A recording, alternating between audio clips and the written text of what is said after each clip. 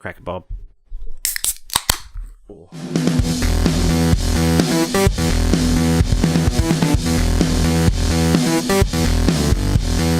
Hello everyone and welcome to the Bearded Geeks, the weekly grab bag of topics covering movies, comics, video games and TV. My name is Jags, I am the Beard Master, and with me today is my co-host, Bobby the Brain. I don't know, Baxter. How you going? Good.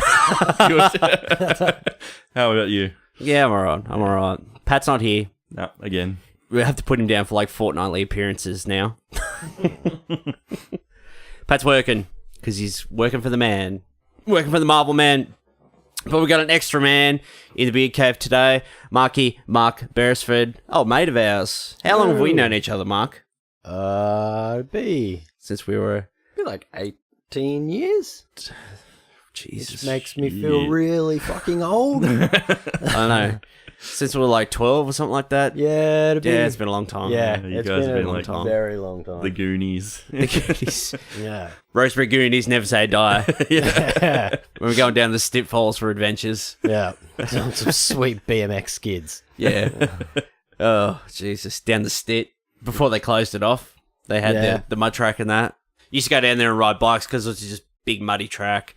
Not anymore. They put a nice big fence up there so you can't get down there anymore. We were going to try and film a... Oh, no, that was down at the... We were. You wrote that, like, mini movie. We were going to film this movie. I was the guy. I was the guy that got, like, tied to a tree and got, like, beaten with a stick. Of course. Yeah. It was essentially... Documentary? Or?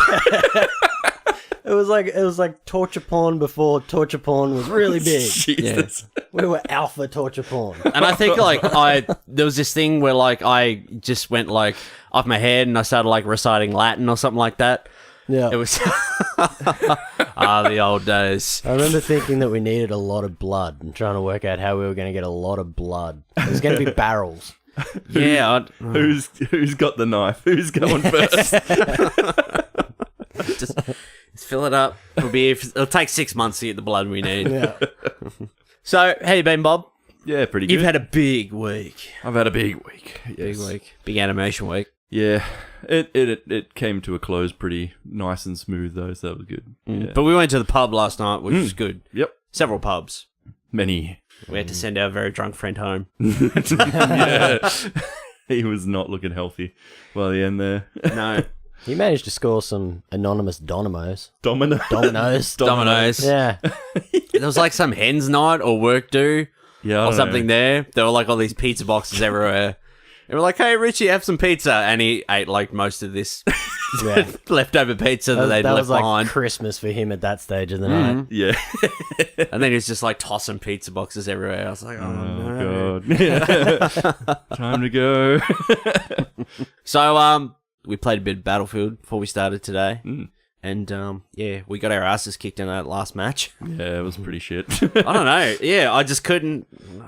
there was that one tank. Kept killing me. I just wanted to kill him, but I just couldn't get it done. I had no backup. Yeah, I was just getting run over by everything, and it's pain. It's one of those matches. Artillery camping's getting to be a bit of a thing in that game now. Yeah, Like, real pain in the ass. Yeah. I'm trying to beef up my support class, but there are no really good guns that appeal to me. They're all like, they block your view, or they're too slow. I'm the same. I've actually level 10'd like all the classes except for the support one. I just can't get a groove on with that. Yeah. But there's people out there that play it really well though as well. They kick my ass all the time with those light machine guns and stuff. Yeah. Oh, that's And the bipods or the tripods on the end of your gun, where you lay down and you get a steadier aim, they're a pain in the ass. I hate them. Yeah. Most of those guns are scope too. Hate it. Yep. So anyway, today we're doing what are we doing? the thing. The Thing. Jesus. What thing? I'll throw myself out. See you later. Starting the dad jokes early. This week, John Carpenter's The Thing celebrated its 35th anniversary, so we're going to this is more an episode for me, because it's my favourite movie, so we're going to do a bit of a retrospective and discussion, but I got a bit of news, so I might run some news past, and I got like 3 pages of notes here, of Thing notes I did, So hopefully I do it justice. It's been eating at me all week. I'm like, oh, I just want to do it justice. I'm really worried. You've had those notes for probably about 3 years. No. Yeah. Come They've been on. sitting in a drawer somewhere. All right, come on, fellas, come on. Just letting loose all the magician secrets. Jesus. Yeah, so we're going to do a thing episode today. I'm feeling a bit out of flow because we're doing like a Saturday afternoon recording again. We used to do Wednesday nights, and Bit froggy from a Friday night session. so I'm a bit scattered today. Anyway, I might start. I watched Power Rangers. I watched the new Power Rangers film. Why did you do that to Yeah, I yourself? was about to ask. There was some bits I liked. It was too serious though. It was way too serious. It tried to be too serious. It was very chronicle. It was all dark and overcast and looked like it's twilight. It was looked like it was going to rain all the time. And So they had their hearts set on this being like a bit of a saga universe type thing. yeah, Yeah. they're like, oh, we've got 7 films planned. I don't know how that's going to go now. Yeah. Yeah, there was some bits I liked, but the rest was it was awful. It was awful. Did it have putties? It did have putties, but they were like rock monsters. So They're like these jumping big around rock going, monsters. They're like big rock monsters, and Bryan Cranston, they're like, we call them putties. I'm like, but they're rocks. They're made of rock. They're made of stone. Why are they called putties? I don't understand. Anyway, thought it sounded cool. yeah, Bryan Cranston, I think, just turned up and got his paycheck and left. He was just like the exposition king. He's like, you are the Power Rangers, and just all this terrible. There's a crystal in the earth, and we've got to protect it from Rita Repulsa. Pushing his crystal on kids now. Nice one, Bob. But no, it was okay, but it was terrible at the same time.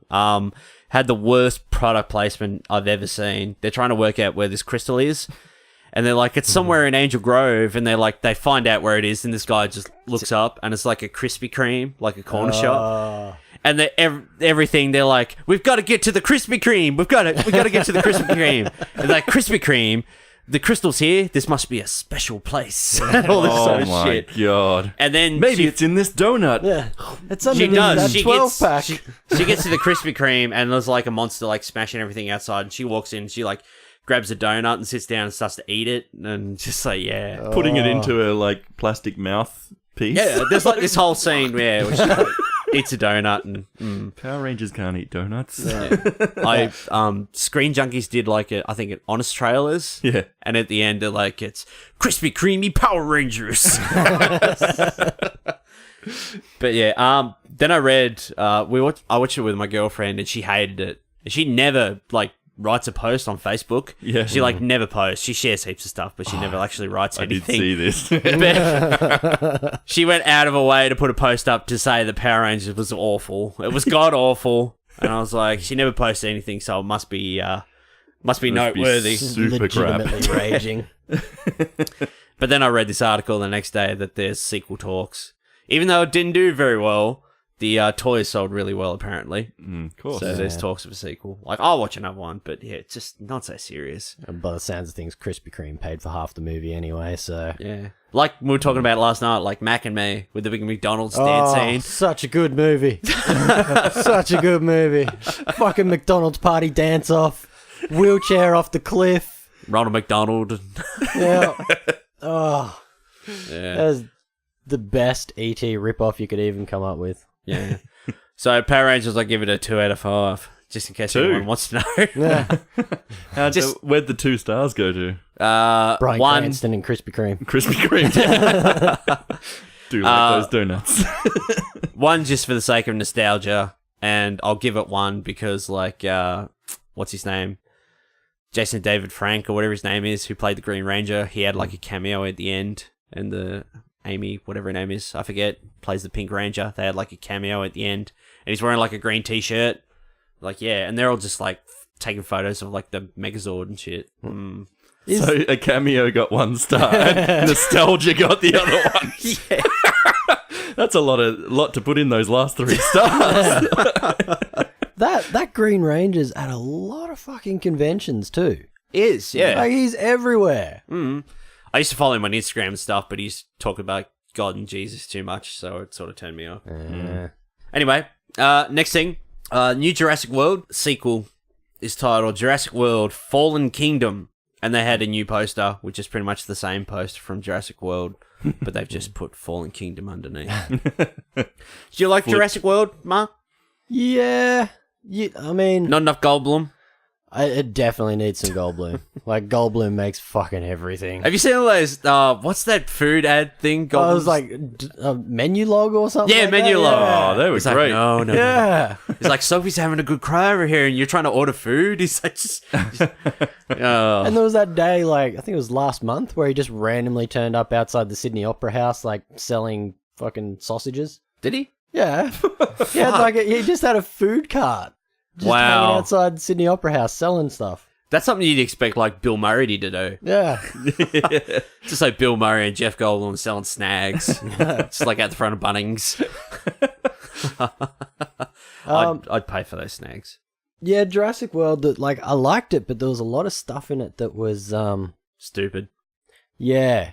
It was running in high heels. They kind of followed the nostalgia factor of Jurassic Park so hard that when you walked out, you're just like, yeah, it was fun, but yeah, you're not exactly going to throw it on as soon as it comes out on DVD. I did. Yeah, but you got Suicide Squad. Yeah. I got screwed in an eBay auction. How many times do I have to bring it up? You screwed yourself. Yeah, I did. The other thing was CGI dinosaurs. They didn't have the big... practical effects. Yeah. Stan Winston's effects. Yeah. Even like the original Jurassic Park, seeing that animated T-Rex, like the scene where he's Dr. Grant, that they're outside the car that's just been flipped over, and she screams, and like the T-Rex is just like breezing in front of them, like don't move, and I'm just like, oh shit myself. Even if it was just like a big robot, Stan Winston's off the side, like click, click, click. They're having to like mop it down in between takes because it's doing that weird jittery thing as it fills with water. Yeah, dinospasms. Yeah. Jurassic World, yeah, I'm more dinosaurs. I'm always keen for more dinosaurs, so I'll go see that. More Pratt, and I do like Bryce Dallas Howard as well. She's alright. Yeah. I've seen the episode of Black Mirror that she's in. I have to watch that. I don't remember it. I've seen Black Mirror, but I don't remember it. She's in the episode. It's like everyday life is built around like comments and status likes or whatever. Ah, yeah. The big social media like, one. yeah, the social media one. So if like we had an interaction, like a conversation, you could rate our conversation when it was done. And she goes out of her way because she wants to be like, have like the best rated. And she really goes out of her way to try and push this whole social media thing and ratings and everything. Yeah.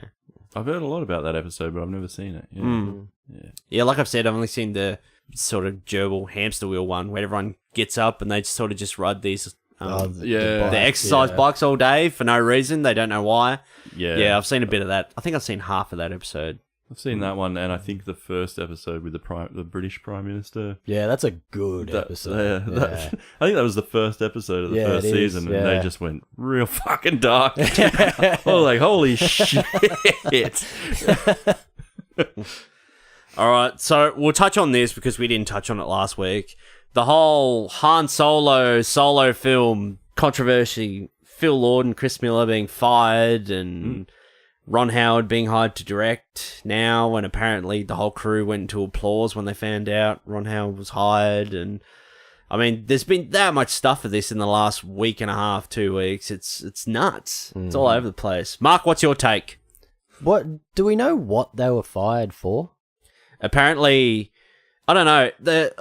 It's like Marvel and that now. They try to get all these younger directors or these indie directors. These guys were established. I mean, they did the Jump Street films and the Lego Batman, the Lego movie, beg your pardon. And, you know, they're sort of billion-dollar filmmakers already. Yeah. You know, like, we want you to Star Wars, but we want you to come and put in a bit of your own touch.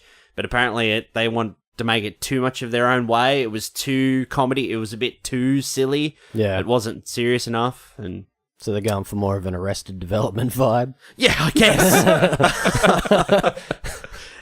Yeah, awesome. They were going too far off script, too much improv and that, and Yeah. apparently, is it Lawrence Kasdan? What was his name? No, I don't know. Wrote like Empire Strikes Back, and Oh, he's married to Kathleen Kennedy anyway. Yeah. Yeah, apparently, I can't didn't like what they were doing with his script, and just ventured too far off field. So yeah, they sacked them. Like however many months in, and however many millions of dollars already spent. Mm. I mean, that's a lot of money to sort of throw away. But I mean, all these sort of reshoots and that now, they're saying like Rogue One, the film as it is now, is only the way it is because of those reshoots. Like the Darth Vader scene at the end, that was added in the reshoots apparently, and that's like the coolest scene in the movie. Yeah. You know, and all this sort of stuff. Yeah, but Notice that all the like the Disney Star Wars and Disney Marvel and stuff, like they're getting more and more trouble. Like back when it was kind of like, say, back in the early Iron Man movies and stuff, like it was just typically straightforward production. And now it seems like there's more controversy with all these movies constantly. Yeah. Surely it's going to get to a point where like talent are going to start walking away from these things. Yeah. Because they're walking a tightrope of investors and shit. Yeah, like... And just people with the money, like, to help keep happy, and crazy fucking fandoms and shit that are, like, don't like when they hear about certain things. Yeah, it's hardcore. Yeah. And, like, Disney, they're a corporation. They're in it to win it. Yeah. I mean, Disney pretty much, Disney own Marvel, Disney own Lucasfilm, so, you know, they own the lot. I mean, they've got, you know, all the indie rights, everything Lucasfilm related, so... Fucking mouse. The House of Mouse. A rat. I don't know, man. It's one of those things where there seems to be a lot more controversy in that around these movies, like the last year or two. Yeah. Even The Force Awakens, like, as far as I recall, The Force Awakens was pretty quiet on the production front. Like, everyone was just stoked for it, more Star Wars and whatever. Yep. Yeah, I guess they probably could have told everyone to walk over hot coals with that one, and people would gladly have done it. And they had, like, J.J. Abrams and that, though. Yeah. So, like, in J.J. we trust, you know, established director and that, whatever. Bit of pull around Hollywood, I suppose. But, Yeah. I don't know. I'm not crying out for a Han Solo movie. I just want a fucking Obi-Wan Kenobi movie with Ewan McGregor on Tatooine. That's all I want. Just make it happen. Disney. What do we got? We got Donald Glover as Lando, don't we? Yeah, that's good though. Yeah, he'll fit. Yeah, that'd be cool. And Woody Harrelson's in it. I do like Woody Harrelson. Yeah. Speaking of Woody Harrelson, the new Ape flick coming up next few weeks. That's going to go off. I'm keen for that. Looking forward to that one. We'll be doing an episode on that, Bob. We'll do an episode on the trilogy, I reckon. Ooh, yeah. Yeah. Get back and watch the first two. As a whole. So that'll be good. What else have I got? Another tidbit here. What have I got? Oh, the new Predator. The Predator flick, being filmed by Shane Black. Apparently, Jake Busey has been hired. He's playing, in the film, he's playing the son of Agent Keyes, Peter Keyes, who was in Predator 2, who was played by his dad, Gary Busey. Yeah, so that's cool. Bit of continuation there and sort of the Predator canon. So that's pretty cool. Apparently, Shane Black said to Jake Busey, like, you know, we don't really have the money for you, but if you come in, like, you'll be playing the son of the character that your own dad played. So that's, you know, he plays a scientist, I think, in this movie, Jake Busey. Yep. So yeah, that'd be cool. I'm keen for that. More Predator. If Pat was here, he'd be like, yeah, I love the Predator. Predator's the best. I love it when he turns invisible. I love Pat, bless him. Yeah. And Pat loves the Predator. Yeah, he does love the Predator. Yeah. All right, next thing. Here's one for you, Bob. You'll love this.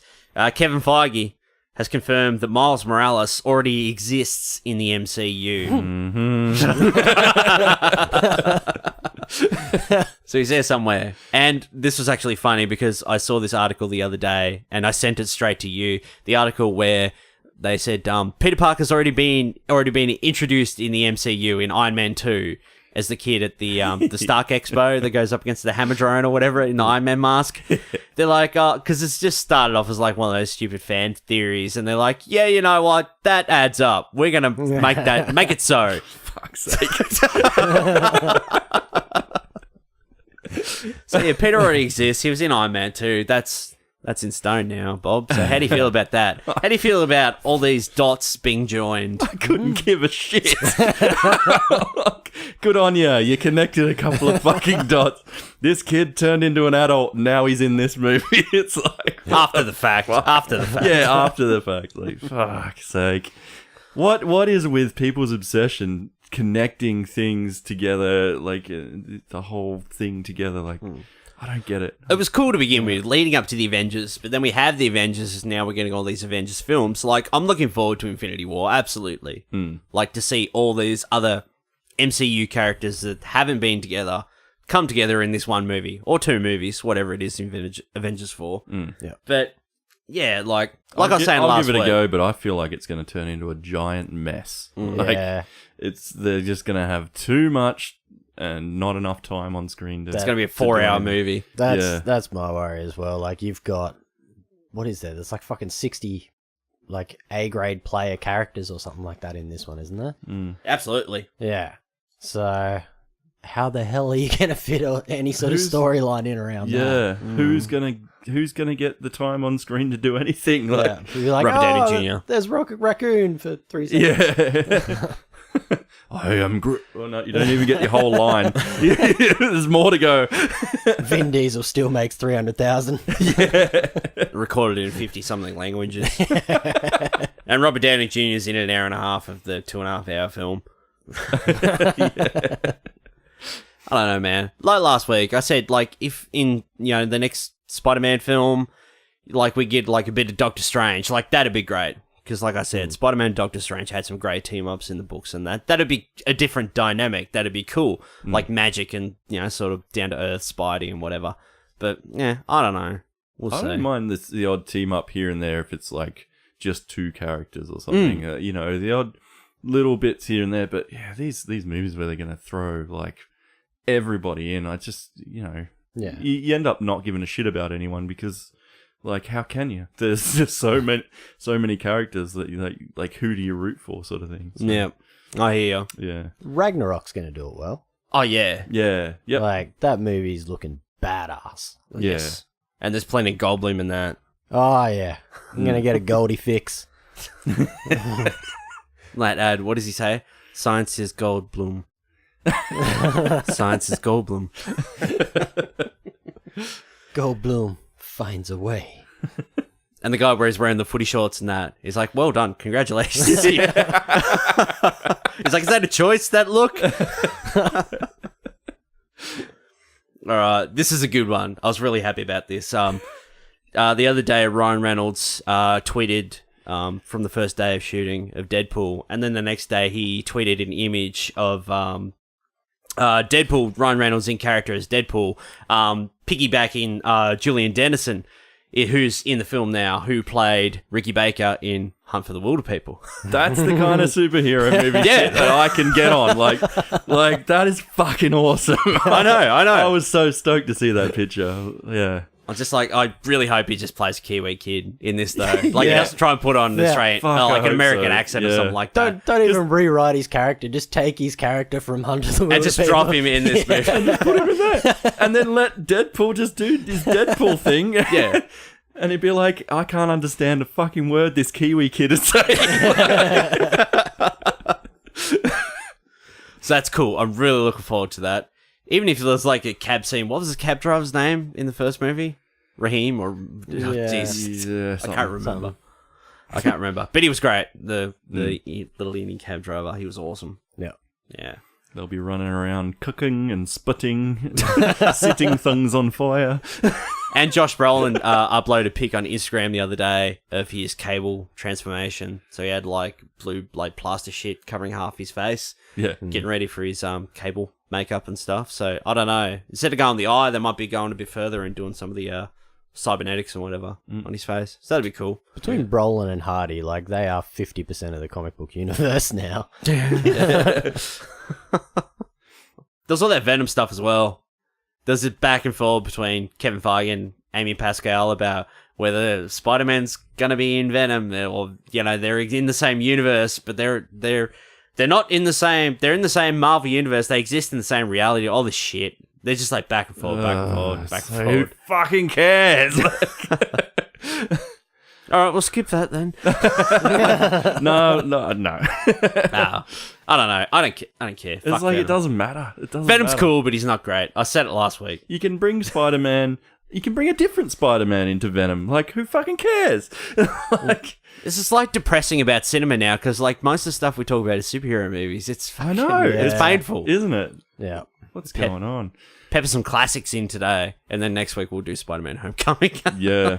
Before we leave the whole comic book universe, though, have we heard anything more about Spawn? Wasn't Spawn supposed to be happening? Apparently, Todd McFarlane finished the script because he wants to direct it. He's like, the only way it's going to get done properly is if I direct it. So he finished the script, but it was a bit too long, so we had to cut about 20 pages out of it. But I think he put a post up the other day. It's close to being cut down enough, like to the 2-hour mark, so I can start to shop it around. But the way they keep talking about it, it's sort of mainly based on Sam and Twitch, but Spawn is like this sort of, like New York City folktale. Like, oh, there's this thing living in the, in the back alleys and that, in Hell's Kitchen, or not Hell's Kitchen, wherever he is. Pretty much. I can't remember what it's called. Down in Rat City. Rat City is what it's called. Mm-hmm. Yeah, I don't know. Yeah, more Spawn. I like Spawn. I've always liked Spawn. I even like the 90s movie. Yeah. Can't really watch it now, though. Soundtrack was badass. For It that was, too. yeah. Yeah. Bit of Marilyn Manson and that. Yeah, like Filter and Silverchair. And, yeah, that was a rad one. Mm. Mikey the Muso over here. Mm-hmm. And lastly, I just chucked this on here because I watched the trailer the other night. The new Jumanji, Welcome to the Jungle trailer. Did you happen to watch that? No, I didn't see Did you watch it? No, I saw it was out, but I haven't made it. I don't know. I can't make up I can't make up my mind whether it looks great or it looks shit. I don't know. I like The Rock and that. The whole concept is it's like this Breakfast Club thing where you have these 4 kids and they're in detention and they send them down to like clean this basement. But they find like this old, like say Super Nintendo, for example, and there's like a Jumanji game and they're all playing and they're like, oh, you got to pick your avatar or whatever, And so they pick who they are and they get sucked into the game. So like these 4 kids, so like the little the little nerdy Asian kid who's real insecure in that, like he becomes The Rock, and the little the introvert girl, she becomes like Karen Gillian, and the popular girl, like the mean girl, she becomes like Jack Black. So Jack Black in this movie is essentially playing like a 15-year-old girl. All right. So there's a lot of that. I don't know. Are they playing Jumanji on like a tablet or something? Like, who plays board games anymore? No, they're playing like an early 90s like console, and they get sucked into the game. Generation 1 iPad. Oh, look at this old ancient artifact. iOS It's got this 6. old app on it. Let's play it.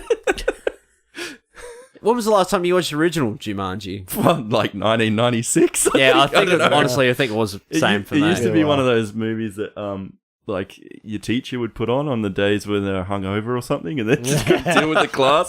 They're like, "Oh, we got Jumanji on VHS." It's just broken up with a boyfriend. It's like, it's Jumanji day. Can't do the school kids today. Roll out the TV to the front of the class. Put in the VHS. We never had that, Mark. Remember in music where they put on like Farinelli? Remember when we watched that? Yeah. It was like this Was it- late night SBS, like fucking. It was like one of these SBS types movies where it's like French and there's like lots of sex and nudity and all this sort of stuff. Yeah. And the teacher's like, "Are you guys allowed to watch this?" And we're like, "Yeah, we've watched it before," and we hadn't. And it was Just French ladies in black and white laying around in the bed smoking cigarettes. It was like this castrated opera singer or whatever. Yeah. He was dead set. Yeah. Mark Now and he I gets used the high note. Mark and I, when we didn't want to go outside and be social, we used to like sneak into the what was it, the first aid office or whatever. Yeah, I think it was the first aid room. But it was never used, and that's where they kept the telly. And we used to watch like Desperado on VHS every day. Dusk till dawn and stuff. Yeah, from dusk till dawn. Yeah, Yeah. we never got through them because we always watch them from the start, and we only had like an hour for lunch, so we only watched like the first hour over and over, I like have every no day. idea what happens at the end of the movie. And we was watching it in the classroom once, and Cowie walked through, and he's like, "Shouldn't you guys be outside?" And Didn't your school have like 20 people or something? Like, Yeah, they wouldn't know. They wouldn't notice that like 50% of the population's disappeared for lunchtime. They probably would do if they cared. Yeah, Yeah, it's like, I need my lunchtime, so like, yeah. But he just walked through, and he's like, "Shouldn't you guys be outside?" Nah. Like, there's only 20 minutes left. We're just gonna watch the rest of this. Yeah, he's just about to get his head blown off. Yeah, Tarantino's telling the pissing joke. Man, that's a good movie. Yeah, Oh, I'll have man. to rewatch that. So anyway, before we get into the thing, I might just bring this up. Like, I wouldn't be the man I am today if it wasn't for this guy here, because if it wasn't me? for him... No, not you. I say enough praise for you. thank you. No, Marky was actually... He was the one who sort of got me into sort of underground flicks and sort of B-grade horror and all this sort of stuff. So my first introduction sort of to that aspect of film... That just went everywhere. That went fucking everywhere. You're destroying that mic tonight.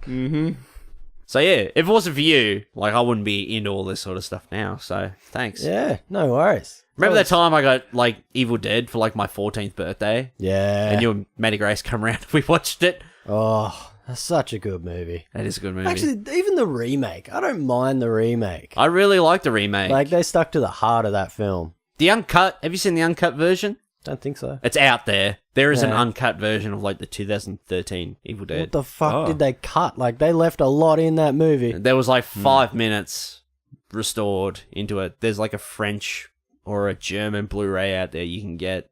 It's always got the uncut German on there. Blu-ray. Yeah. That's like Cannibal Holocaust. That movie's fucked. Yeah. Like, depending on what country you view, you're getting a completely different movie. But yeah, that's a messed up movie. That was one of the ones. I don't remember whether we watched that when we were kids or not. No, we never watched that. I watched that on my own a few years ago. I think I inherited like a hard... It was like some like bad The horror Ring. movie. I got like some hard drive, and it had just like all these ripped movies on it. And like I was just going through, and I found Cannibal Holocaust on there, and I ended up watching it. And yeah, I don't really ever want to watch it again. It's a bit like that. Yeah, like I like horror, but yeah, that was a bit... Yeah. It was a bit out there for me. Antichrist was that movie for me. I've still got that out there. I haven't watched it You yet. haven't watched it? No. You need a big shower afterwards. It's just... Tell the Antichrist story. Oh, okay. So my wife and I went away on a weekend trip just to get out of the city. But it was a couple of years ago. We were living in Melbourne, and we drove out to, I think it was Phillip Island we were staying at. And on the way, we passed a big JB Hi-Fi, and we're like, oh, let's stop in here and get a bunch of movies because it looks like it's going to be rainy and shit. So we just, sit in the cabin all weekend and watch movies. And she picks up this one, what's his name? Lars von Trier. Yeah, and it says, like, watch this with your sweetheart or something, and looks on the back, and she's like, oh, it looks like a sort of sexy thriller thing. Let's get this one. Was that one of those little spice up the JB weekend. Hi-Fi tags that they write? Yeah. Oh no, it was like an actual quote on the back of the DVD really? case. Yeah. Yeah. Those JB Hi-Fi quotes are pretty funny sometimes. But yeah. So we got that, and along with a stack of other shit, and I think Spider-Man 3 was in there as well. We're like, just chucking in everything, and went away, and it was like one of the first movies we put on, and it was like a dark, stormy sort of night, and there's lightning going on in the background. We're like, okay, snuggle down on the couch and Watch this sexy watch thriller this sexy together. little thriller together. Set the mood for later. And fucking hell, that movie took a turn that we didn't expect. And it's, of course, like, the story is all centered around this couple that are going through some trouble and decide to go away to a cabin to spend the weekend together. Oh. And it just fucking doesn't end well. Steers hard left. Yeah. And by the end of the movie, we just barely could look at each other like, this is fucked. So then I think we put on Spider-Man 3 after that to try and like Wash it away. cleanse the palate. Wash it out with fucking Toby's emo dance scene.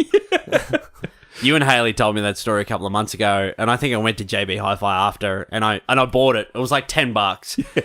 And I've known about it for years, but I've never watched it. So I'm like, fuck it, I'll buy it. So I bought it and I took a picture of it and I posted it on Facebook and I tagged you guys in it. I was like, Bobby Haley, look what you made me do. I think Hales got on there and she wrote like, enjoy. It's amazing. Our copy of it, we don't actually own our copy anymore. We gave it on to another set of friends after we told them. That's like the ring. It's like, that's the ring. So pass it We on. bestow upon you. Every time we come and see those friends again, they got that ring face like... But yeah, it's passed around the circle. I think it's gone through about 4 or 5 different couples, that same disc now. Yeah. You said to me, you're like, make sure you watch it with Kate. Like, you got to sit there and watch it. And I Yeah, you was can't like, do it by yourself. if I watched it with her, she would break up with me. She wouldn't speak to me for months, at least, probably. No, I'd put it on. She'd be like, nah, turn this off. Turn it off. Yeah, actually, yeah, she would turn inside out at about the halfway mark in that movie. Like, yeah, it's fucked. I said to you, I was like, when they had that at the movies, they should have handed out like big foam scissors. Foam scissors and cinder blocks. Oh, Jesus. Have you seen it, Mark? I think I watched like the first half hour on a flight and then I fell asleep. It was that good. The lady next to you is just like horrified. I do that a lot, hey. Like, I put on some like raw fucking horror movies and then I'll fall asleep and forget that I'm sitting next to like a 3-year-old. You forget you're staying at your mum's house. Yeah. And she like walks in and it's like, what is this? The opening scene of the movie is like full blown, like the most fullest blown sex scene you've ever seen in a film. like we put it on, we went, fuck, did we just buy a porno? Like, from JB Hi-Fi? What? Yeah, it's full on, and then and so you go, oh, maybe it is going to be a sexy thriller, and then it just turns into fucked up thriller. So, yeah. Do you have any horror movie stories like that? Like anything? Is there anything appealing you've watched lately? I don't think so. Or violently unappealing. Yeah.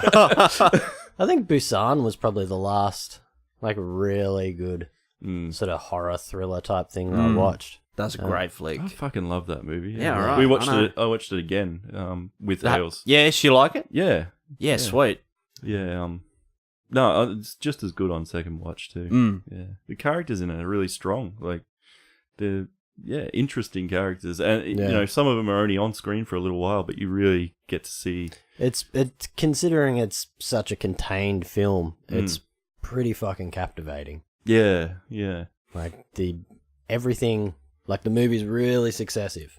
Like as soon as one thing finishes, the next starts, and it just keeps going and going and going. Yeah. So. Get off at this train station, and then it's like fucking crazy, and then you know you're on another train, and then you're off again, and yeah, it's really cool. It is like, it's like going on a train ride. Like, it starts to speed up, and then it goes, and it sort of doesn't stop to get right to the end. Yeah, exactly. Yeah.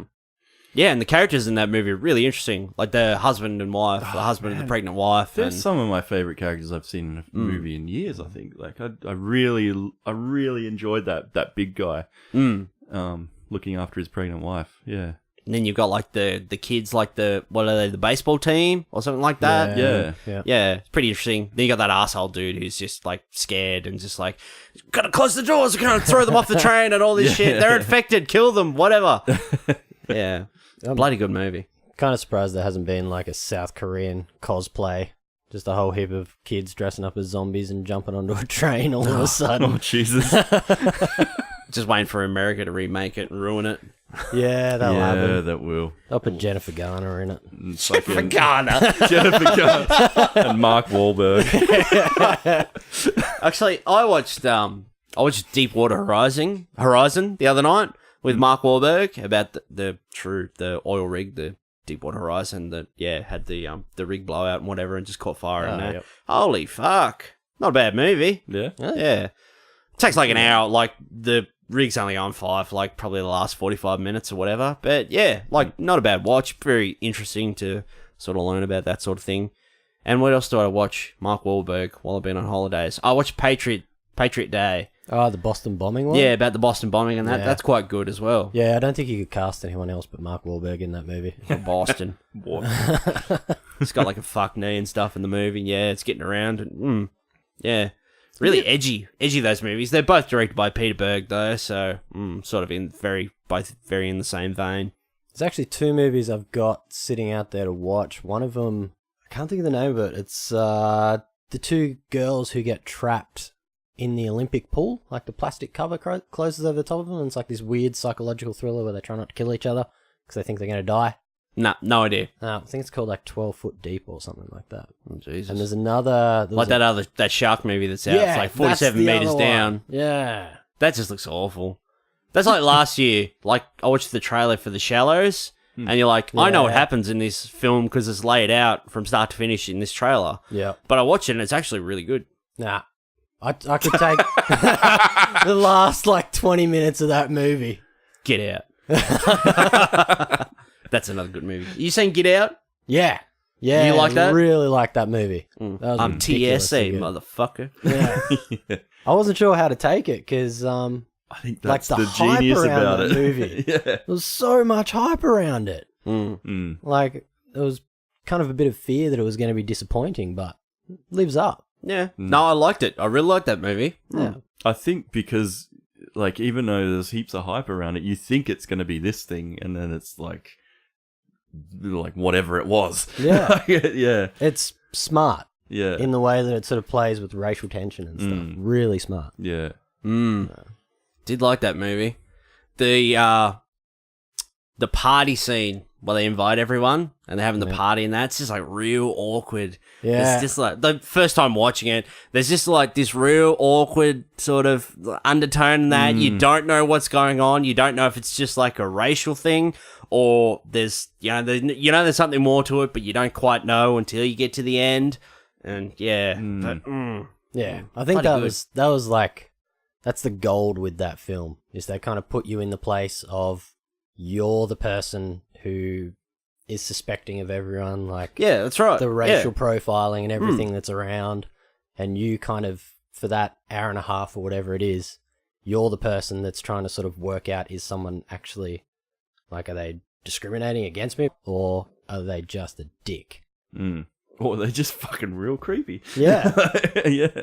I like that movie a lot. Me too. I can't wait to get on Blu-ray and watch it again. Yeah. You saying last night when we were out you got to get Logan as well. Yeah. I'm looking forward to another rewatch of that. Yeah, I'll watch that again. It's good. Did It holds you- up.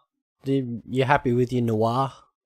I can't bring myself to watch it. Really? No? I was expecting it to be in a case, but they've just got like a little cardboard slip.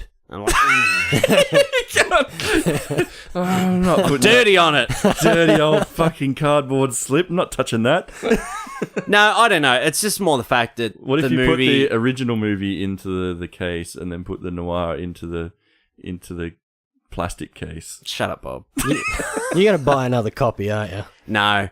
I don't Buy know. an empty Blu-ray case and Steal print- one from JB Hi-Fi. Get Pat to design the cover Yeah, for me. yeah. It's got to be the same. It's got to have the same rating and everything on there. No, it's just one of those things where I know it wasn't designed to be like a monochrome black and white film. Yeah. So I don't think it's like it's in areas it's going to hold up. But I'm really happy with the color one. I really like the color version. Yeah. So I've heard people have watched the black and white one though and said it's really good. Like it's not just a desaturation of the original movie. Like they've actually, like mastered it as well as they can. Sort of like along the lines Mad Max did. So. yeah, blood and chrome. Yeah. I haven't seen that either. Nah. I heard that's supposed to be really good. Black Yep. and white. Yeah. Rectus, Erectus. All right, well, we might talk about The Thing because I like that movie. Man, I feel real scattered today. I think it's because I had some pills, but now I'm drinking alcohol, so I feel a bit weird. It's usually my line. All right, settle down over there. Settle down. Come on. All right, so this past Monday gone, John Carpenter's The Thing celebrated its 35th anniversary. 35 years. That movie's older than I am, but it's my favourite.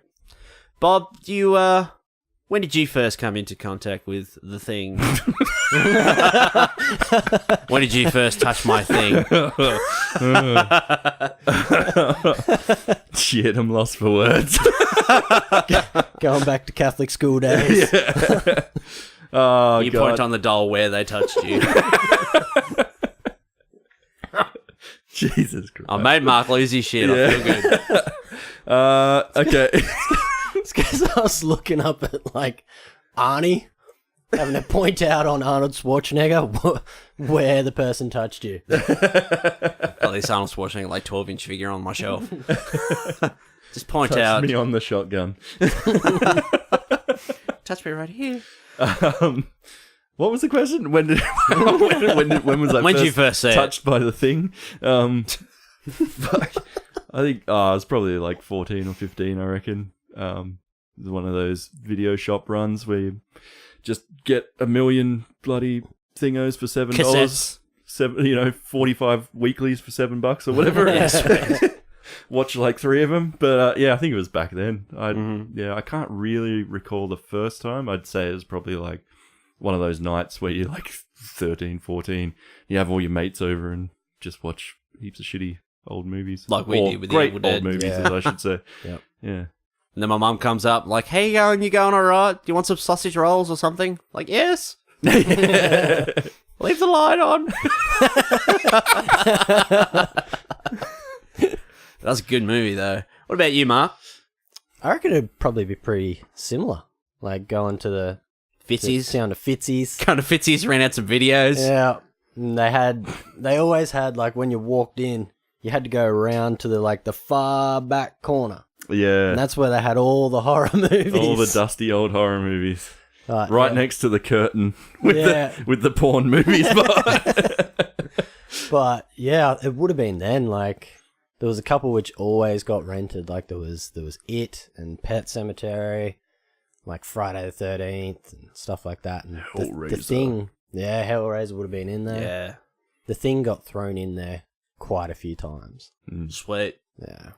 I remember the first time I ever saw it, not actually saw the film, but saw the film on the shelf.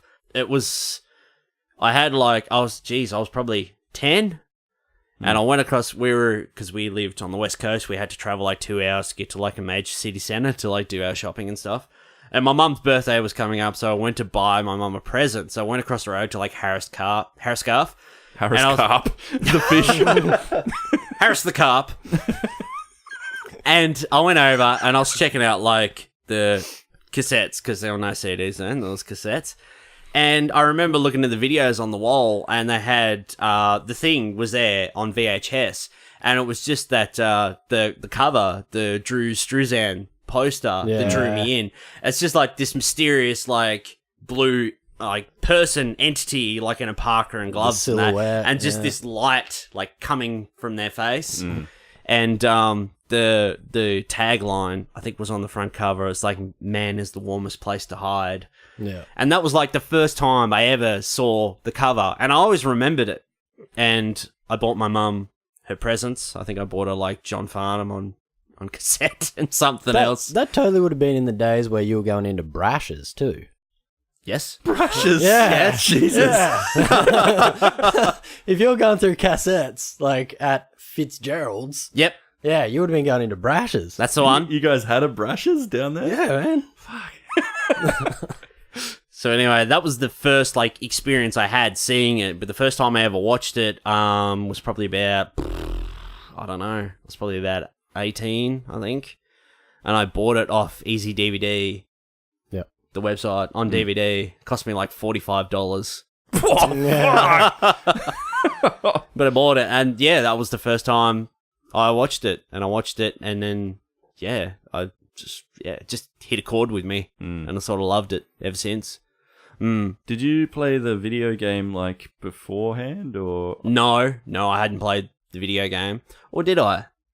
Because I bought the game off you. No, I think I played that after. It would have been honest. pretty. It would have Yeah. been pretty close proximity. Yeah, I think it was after Do you know what year it was? 2002. Yeah. Okay.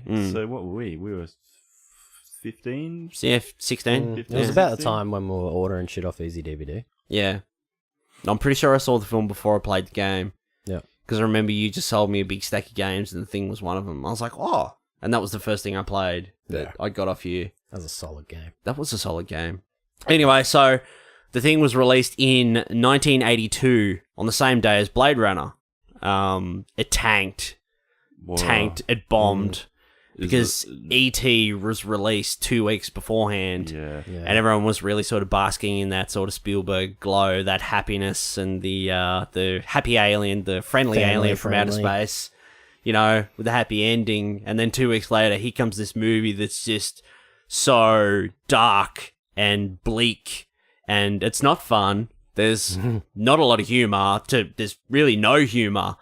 And it doesn't have a happy ending. It has a pretty ambiguous, bleak ending. And I know people like to have things wrapped up in a fine bow, and they like to know everything that happens. But yeah, it was just one of those movies where they're like, nope, this is how the film has to end. This was the only way it could have ended.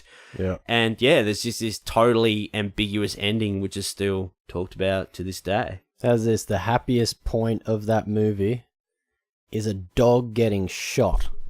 Because it's at the start where everyone's still alive. Like Kurt Russell had just poured the scotch into the computer. Into the chess machine. Yeah. So, cheating bitch. Yeah. That's pretty much the happiest point of the movie. So Universal were trying to get a Thing remake done for a couple of years. They'd been doing some work on it. They had Toby Hooper of Texas Chainsaw Massacre come in, and he did some pre-production on it, but he sort of left. But their first choice to really direct the remake was John Carpenter.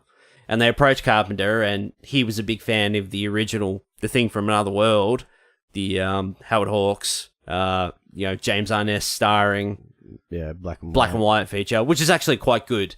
I like that movie. In that film, they took the bare bones from the story that these two movies are actually based on, Who Goes There, by John, what's his name? John W. Campbell Jr. I don't know. I remember the illustration on the cover. Which was released in 1938, I think. I've got it written here somewhere. I've got 3 pages of notes, but I haven't even looked at them. I might just hang on to them. Let's hang on to them over here and put them over here so I can see them. Anyway, so yeah, Carpenter saw that film when he was a kid, the year after it was released. And there's this scene where, because the alien in that film, they took the bare bones from the story, because in the story, the alien is like, it's an imitator, so it can absorb people and imitate them perfectly, so they don't know who's who. But in this movie, they sort of took the bare bones, so this Arctic research base, and they find this alien, but they made the alien more of sort of like a Frankenstein sort of monster. Yep. So like a 50s sort of monster movie. Anyway, there's this scene where they find that they can track the alien using a Geiger counter. Okay. And they're walking through the base, and the Geiger counter's like, and they get to this door, and it's like, and it's starting to peak, and then this door just opens, and there's this massive like beam of light. They must have like a floodlight set up behind, and you just get this big silhouette of like James Arness as the Thing. And he said when that scene happened, he's like, the popcorn just went up in the air.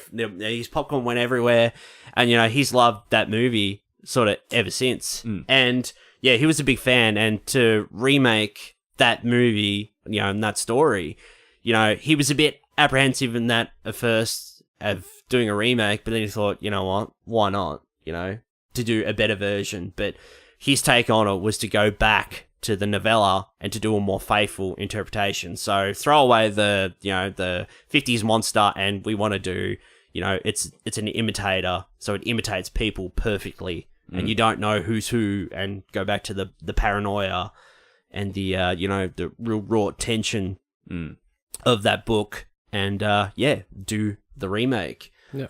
So they worked on that. I've got my bloody notes here. I better look at them actually.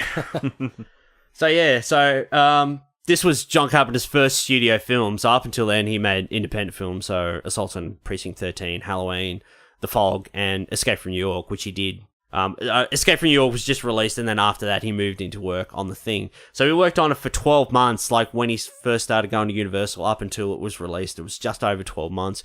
It's the most expensive movie he ever worked on to that point. It was a $15 million movie, which now is like chump change. Chips, yeah.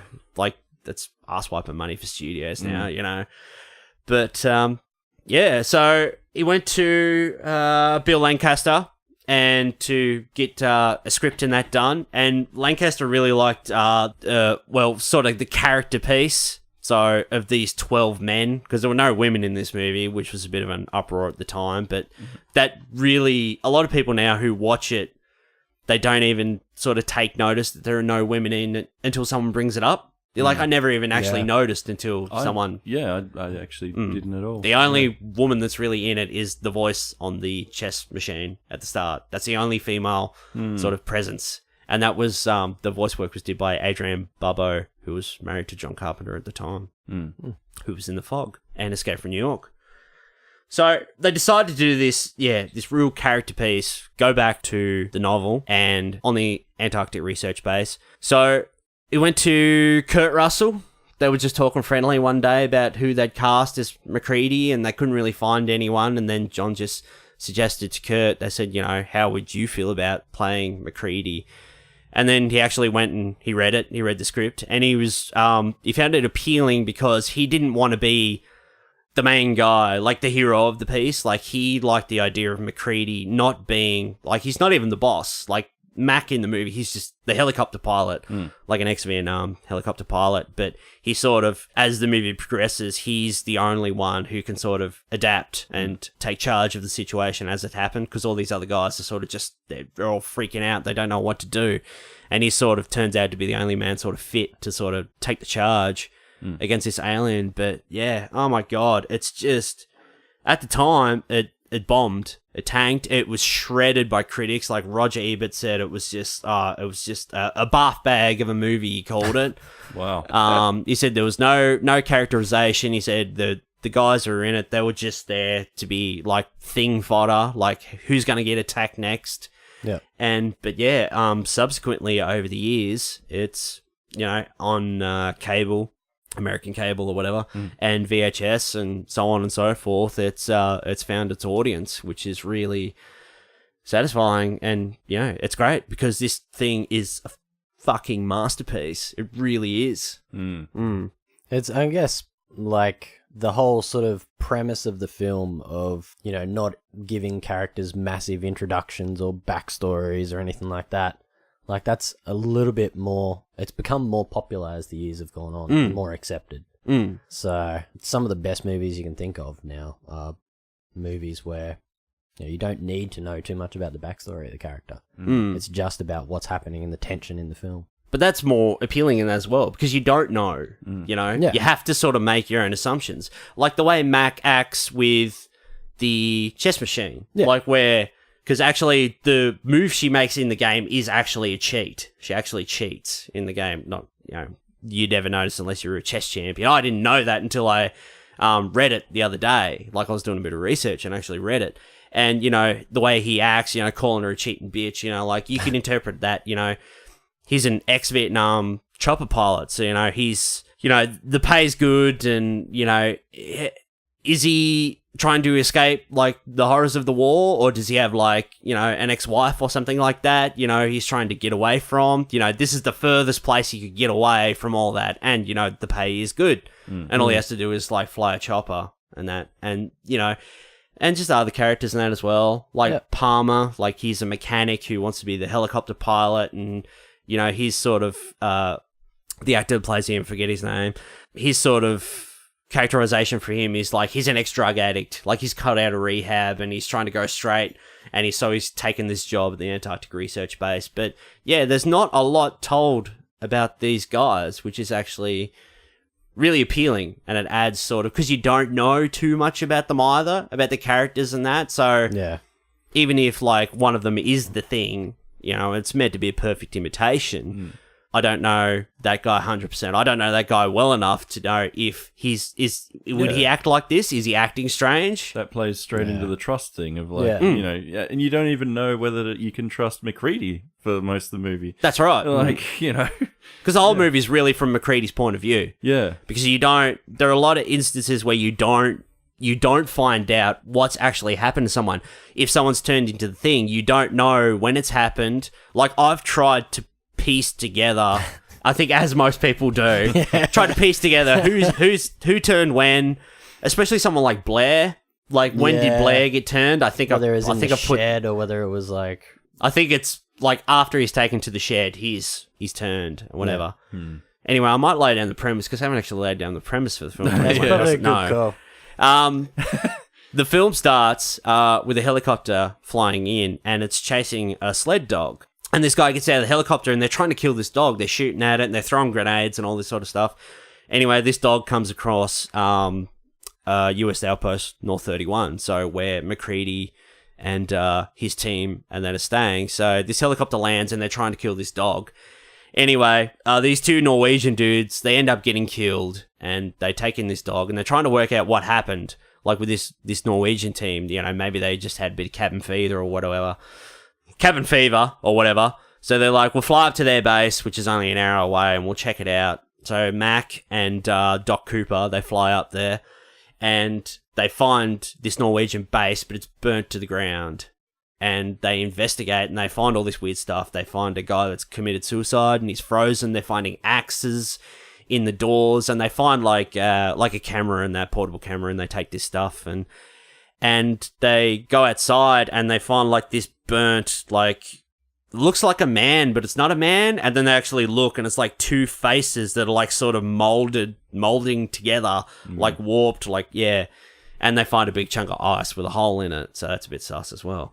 Which is actually almost like a very faithful. That entire room is like taken straight out of the original thing, the thing from Another World, 1951, except for the chunk of ice, because the chunk of ice is actually just like this sort of like weird crystal thing. This big like crystal thing, but this one they cut out. It's just like this big square block. Yeah.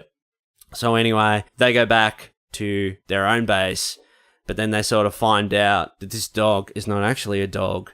It's an alien. It's a thing. Which imitates. They find out the spaceship's crashed, and this thing. They found this block in the ice which had the alien in it, and the alien's gotten out, and it's taken over the camp, which we find out in the prequel. Whether you count the prequel as sort of canon in the sense of this review, which we won't.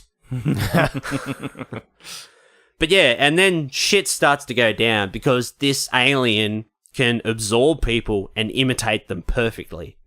So then these guys, as they start to figure out what's going on, they realize that this alien that's there could have already taken over some of the men there. Like Blair's on the computer and he's doing like simulations or whatever. And it's like, there's a 75% chance that one or a few of the Outpost 31 team have already been taken over by this alien. And then from there, it just starts to build. And lots of weird shit starts to happen. Yeah. It becomes a big game of whodunit. And like you can't be left alone with anyone because that's when it has its chance to absorb someone. And somebody talk. I'm just gonna read my notes real quick because like, you know how you were saying before about like how you tried to debunk when Blair was turned. Yes. Have you seen some of the theories that revolve around this film? Yeah, I've seen a lot. I've got a few written down here actually. Oh my god! One of the things I always found, like, not enough credit is given to. His name was Jed. He was the sled dog that came to the base. Yeah. And there's the scene after everything sort of calms down and they've gone to the Norwegian base. And there's this shot of Jed because John Carpenter said that, you know, he was sort of half dog, half wolf, and he never growled, he never barked or anything like a dog. But he always got this look on his face. Like, if you saw him giving this look, like something spooked the dog, so you had to be very still and very calm around him. But there's this scene where, like, he was trained. There's a scene where he, like, walks the hallway and he sort of stops and he sort of looks indoors and he walks a bit further and he sort of looks into the door on the left and then he hears a noise on the right and he sort of turns and he walks into the door and you see someone's silhouette on the wall, like their shadow, and he sort of stops and then he walks in and then you see the shadow turn to sort of look at the dog. And then sort of fade to white or black, whichever fade they used at the time. Yeah. I think that person is Norris. But then I found out the other day that the actor who was that shadow was none of the main cast. It was someone they had to stand in. So you can't, even though it looks like Norris, looks like his silhouette, it's not actually one of the main cast who sat in for that shadow on the wall. There's so many things in that movie that you can pull apart. So many things in that movie. Sorry, I'll show myself out again. Like even, I mean, it's slightly further ahead in the film, but you know where Childs is sitting like peering out the window as everyone's outside, and he's standing in the room with the coats. Yep. And then it comes back and it sort of does that pan down through to the staircase and then up to the other door and then back to where Childs was, and this door's open and this light's on and these coats are moved in this way, and just tiny little details like that. Like, you can't really tell if it's continuity or really, really intelligent storytelling. Mm-hmm. And Because I'm pretty much every time I've seen this movie a lot, a lot. The other day I watched it twice. I watched it for the research and then I watched it back again with the audio commentary with John Carpenter and Kurt Russell. And like, I'm finding something new every time I watch it. Yeah, man. And it's, oh man, it's one of those movies that just keeps Keeps giving. delivering. Yeah. You know, every time you watch it, there's something new. There's a new interpretation. There's, what if this happened? Or, you know, I've never noticed that before. Or somebody said something earlier and they cut to a person, because we had this discussion last night. This is a movie that's not afraid to have moments of silence or no one talking. Because that just adds to the very subtle nature. I love that stuff. Especially one scene I'm going to bring up, but Palmer in the blood test scene. Yep. That's one big, sort of very subtle so cool. scene. Yeah. But yeah, I might just go over to my notes and see what I've got in here. Just bear with me. Oh, I just want to go back to the opening text and the opening, because the movie opens you in space and you see the spaceship fly through. Yeah. And then it cuts to a shot of the Earth and the spaceship making its way down to Earth, which I actually found out the other day was a matte painting. Oh, The shot of the Earth at the beginning was actually a matte painting. I never knew that. the Hitchcock dude. Yeah, what's his name? I've got it here. Albert Whitlock. Yeah. We did a lot of matte paintings and that for Hitchcock, but nobody does matte paintings anymore. Like, one of the last major matte paintings. They're all digital now. Like, there's still matte painters out there. They're just digital matte painters now. They don't... Okay. Yeah. But yeah, one of the last sort of old school matte paintings that I know from recently was in From Dusk Till Dawn. At the end, when they're driving off, and the shot, and it pulls back of the titty twister, and it's showing the inside where it's like it's the temple, and they've got all the trucks down the hill and stuff. That was a matte painting. Oh, really? Yeah. Yeah. Mm. By the way, for the rest of this podcast, I'm going to have, like, the titty twister intro, like, playing through in my head. Pussy! We can't say that. It's 10-year-olds listening to the show. Yeah. I might go back to just do a bit of the making of the actually, movie. on the start bit, that first, like, 20 seconds or something where you see the spaceship, I've always kind of wondered if the movie would actually work better without that. Like, if you just opened on the dog. Yeah, that's true. I'd agree with that. Yeah. I think true. that's the only bit of the movie that doesn't really hold up. Like, you could just chop it straight from the dog. Yeah. Because that's more like, what the fuck? Like, you have no idea then what's going on. I'd agree with that. Like, I don't have a problem with the film. There's one thing I have a problem with the film, but I can just push that away. I'm pushing it to the side. No, what is it? The scene where they find under the tool shed where Blair's been making the spaceship. Oh, how he fucking made that? Yeah, salvage from helicopter parts and stuff he's scrapped. Because obviously this is...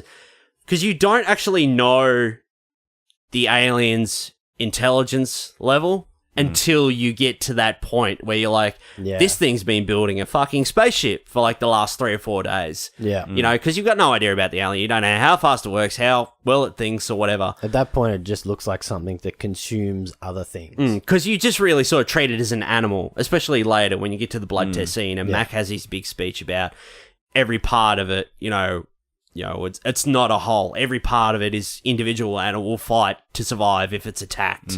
Almost like a virus. Yeah. But yeah, I'll just go back to the main titles real quick.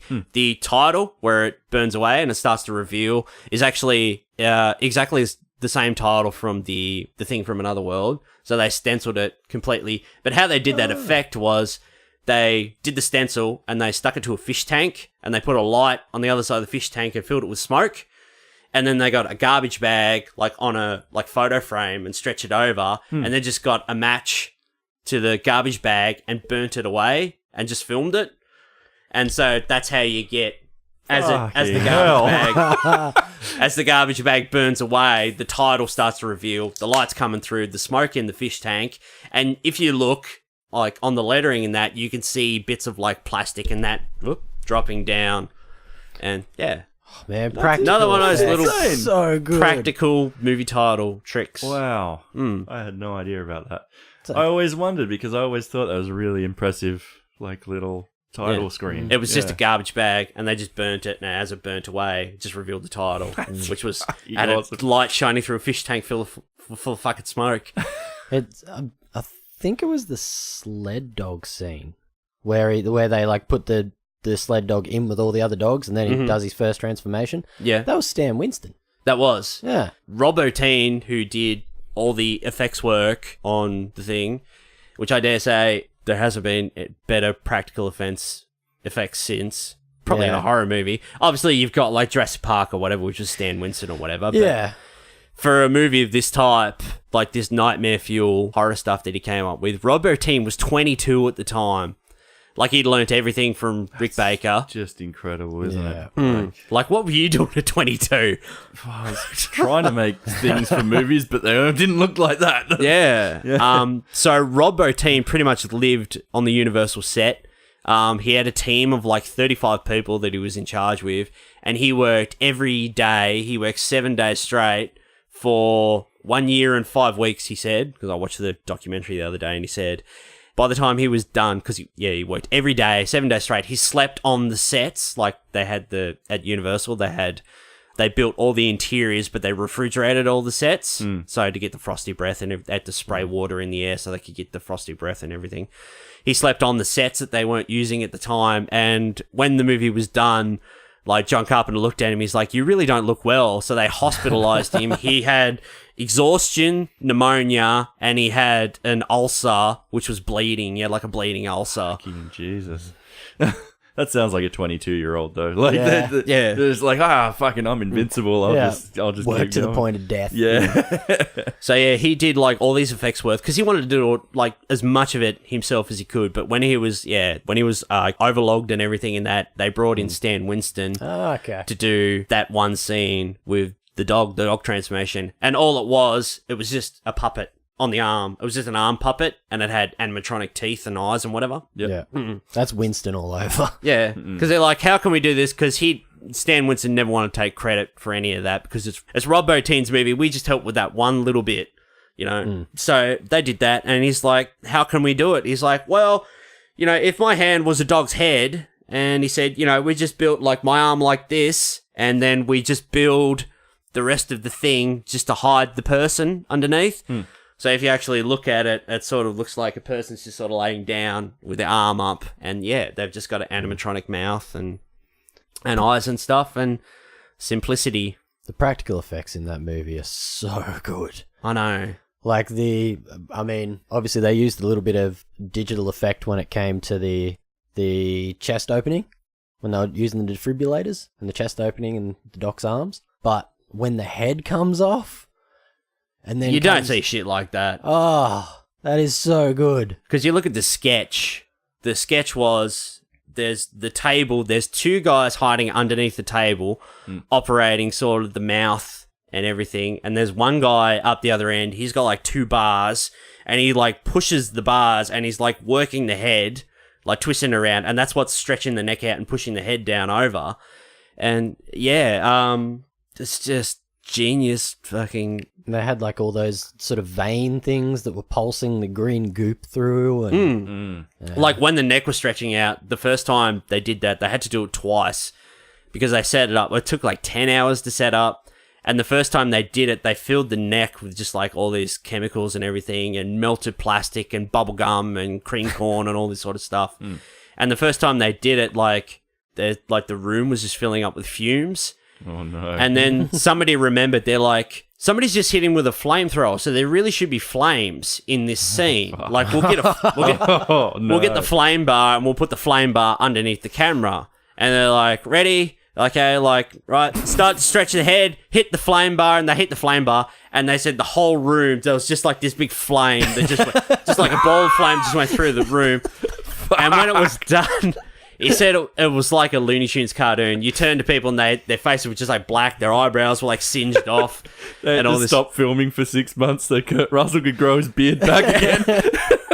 And same with the chest, where the chest opens and then the doc gets his arms bit off by the stomach. What they actually did there, they got an amputee, they found an arm amputee who lost his arms at the elbows, and they just put 2 fake arms on him that were like jello and, you know, all this sort of shit. And they bit the arms off, and as he ripped away, they made like a fake mask of like Dr. Cooper for him to wear, so when he went back, he could flail his arms around that were bitten off. And as the chest opened after that, and it sort of starts to pulse, and the alien, it sprays up out of the thing, and you've sort of got like the spider alien with the long neck hanging off the roof. The first time they did that, there was too much goo and stuff, and they said it looked, John Carpenter said it looked like a fountain at Las Vegas. There was that much goo in that. Yeah. He said it looked like a fountain that went off. Like an anime.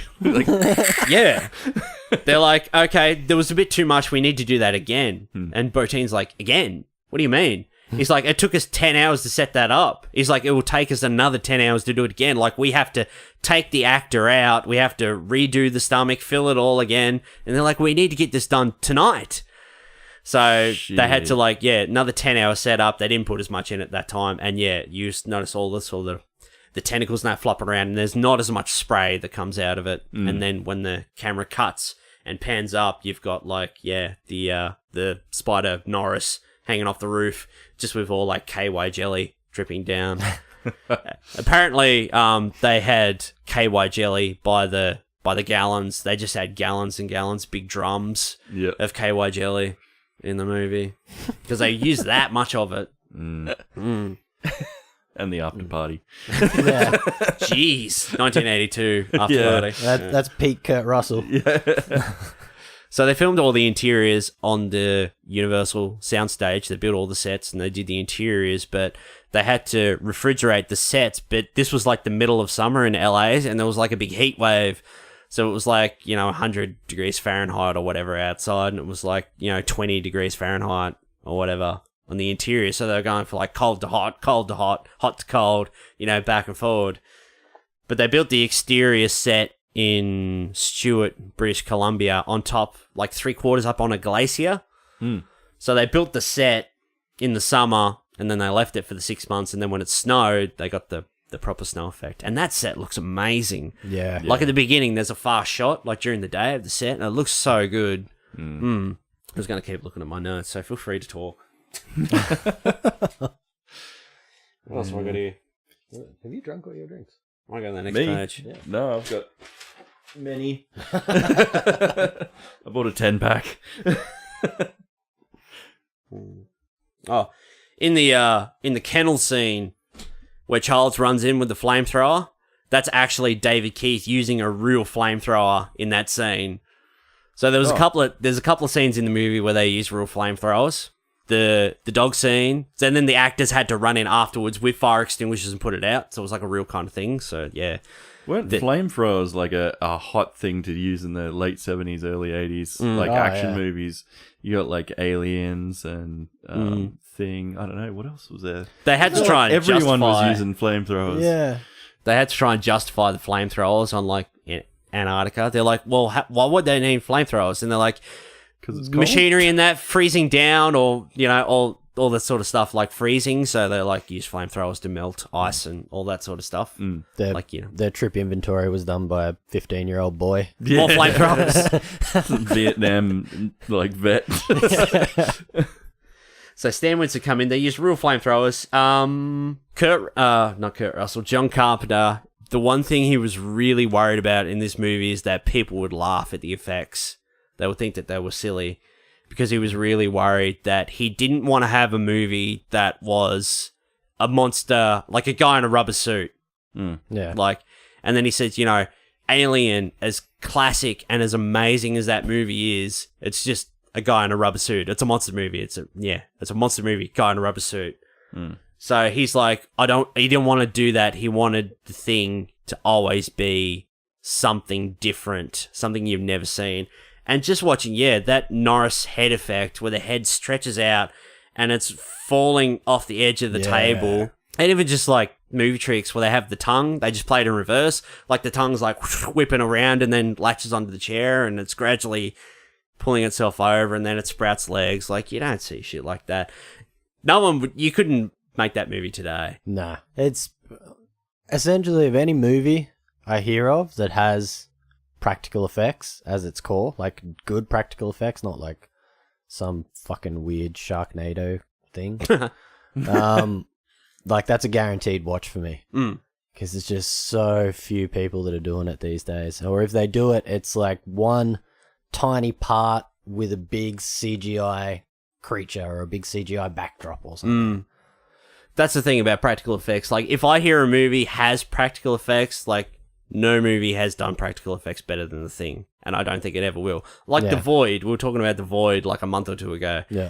And they're like, even the tagline on that movie was, this is the best, not breast. Hey, this is the best practical effects since The Thing. And I was like, I'll be the fucking judge of that.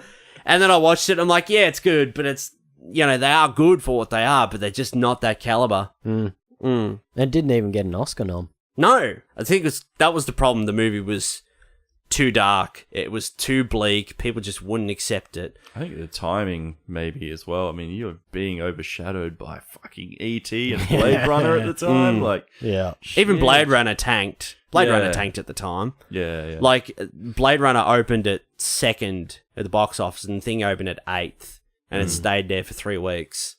And then, yeah, it didn't get any higher than that. But yeah, it was just trashed. It was trashed by critics. Most of them have changed their tune now, though. Like, Roger Ebert did another review of it, like, a few years ago before he died. And he's like, 5 out of 5, his highest rating or whatever. It's like, I don't know what I was smoking at the time, but... It's just, I think it is a movie that was a little bit ahead of its time. Like, it's just... People hadn't seen a horror movie like that before. Well, you know, there was a few select ones out before that, but not much of that kind of dark, really fucking scary sci-fi stuff. Yeah. And like you were saying before, like you could probably fit the dialogue onto like 3 pages. Yeah. Like there's no dialogue in this movie. And to really good effect too. Yeah. Yeah. Because it's very, very subtle. It's a very subtle film. Like, if you keep your eye out, you'll notice a lot of stuff. Like I said, I'm noticing stuff that I'd never seen before, or putting together things that I haven't put together before, you know, and trying to work out my timeline of how everything happens. Like Fuchs. When Fuchs gets killed, you don't know what happened to Fuchs. Was he being taken over by the Thing? Did he accidentally burn himself? Did he burn himself on purpose? Did he, you know, you don't know. Yeah. Which one's Fuchs again? Is he? Fuchs, he's one of the, well, he's not like the main doctor or scientist or whatever, but he's sort of like the one who always comes to Mac, and he's the one that tells Mac about Blair's notes, because Blair's like... That's the thing about this movie, like, Wilford Brimley, like, holy fuck. Like, he is absolutely stellar in this movie. Yeah. There's a lot, like, I actually can't think of anyone who really has a bad scene in this flick. No. Like, everyone has enough to do. Everyone gets, like, real great scenes. I love that movie, back to front, inside and out, upside and down, living La Vida Loca. Oh, God. Actually, like you were saying before as well, like, when it comes to the conspiracies and that, who destroyed the blood? That's what I want to know. Like, that's one thing, like, if you try to figure it out, like I was trying to figure it out the other day, and I'm just like, who got to the blood? Because Gary's the only one with the key, says he gives it to Copper when he wants it, but Copper always brings it right back, and... yeah, the lock wasn't tampered with, so who was it? We know Gary wasn't a Thing. Yeah. I don't know.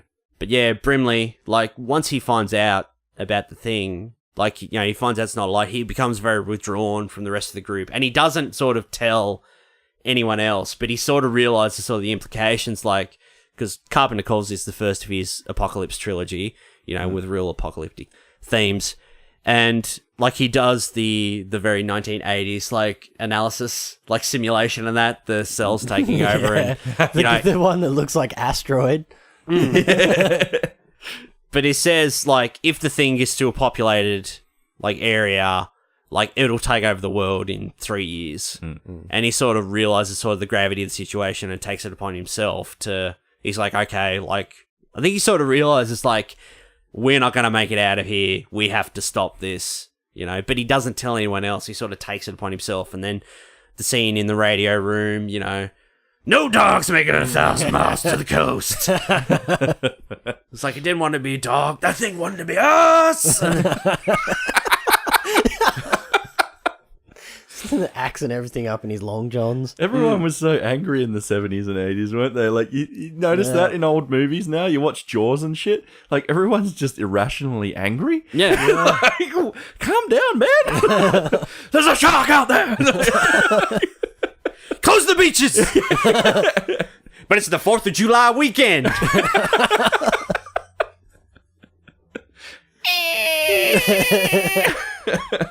Yeah, it's a shark. Sorry, listeners. I'll kill him for you. I'll catch him and I'll kill him. This is the weirdest fucking New England accent. Quint. I think That's a great movie. Strange Encounters had the same thing. Like, all the family dynamic, like, everyone's shitty in the 70s and 80s. Like, Making like spaceships out of his mashed potato. Like, what the fuck are you doing? Just eat it. Don't play with your food. You're setting a bad example for our children. Just eat it. But yeah, I might touch on some of the biggest scenes in the movie, and then we'll go on to another area. So, the best scene in the movie, the blood test scene. Yeah.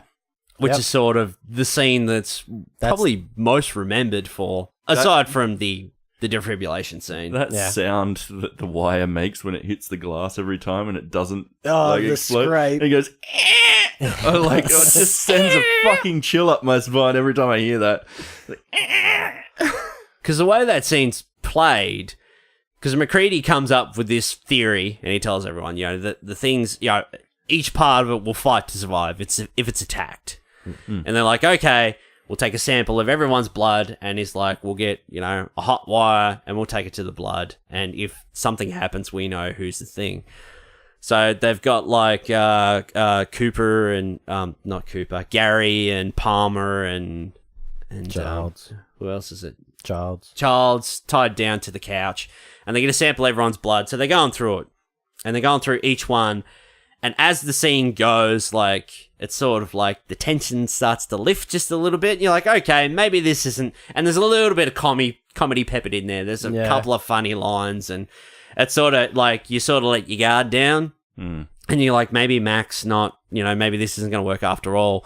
And then they point the finger at Gary. They're like, you know, you're the only one with the key. You're the only one who could have got to that blood. You know, like, we'll test you next.